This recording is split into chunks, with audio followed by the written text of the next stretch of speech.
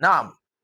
والذي يعطيه من المال ما يستعين به على طاعته بصرفه في وجوه الخير والبر نعم. ويبخل به أو يصرفه في معاصي الله ليس بشاكر. To haka nan kuma والذي wanda Allah ya يعطيه bashi الله kudi, نعم wanda Allah subhanahu wa ta'ala ya bashi kudin da zai yi ya taimaka akan biyayyan Allah subhanahu wa ta'ala, a ciyar da arzikin nan a cikin me hanyoyi na alkhairi da nagarta, to amma me shi bai yi,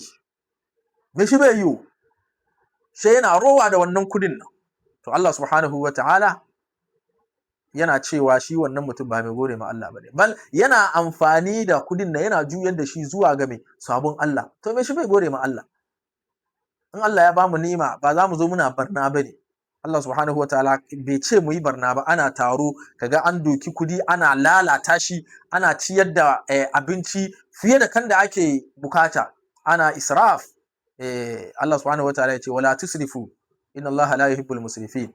Kada ku yi barna, Allah baya sakamakon kirki, baya kaunan mabarnata. To amma mun muna yi wai Allah ya yi muna nima ne mu gode masa. Allah ya ce ku ciyar mu mutane amma bai ce ku yi barna ba. To saboda kaga irin wannan ba godiya ne ma Allah subhanahu wa ta'ala. Al'umma na annabi Muhammad sallallahu alaihi wasallam, kaga nan cikin aya kenan na farko a cikin abinda Allah subhanahu wa ta'ala ya bamu labari, ya ba waliyullahi Luqman hikima, sai ya ce ya gode masa, domin wanda ya gode ma kansa ne, wanda kuma ya butulce to ya san cewa Allah baya bukatan godiyansa. Allah shi ya tabbata mawadaci ne kuma abin yabo ne.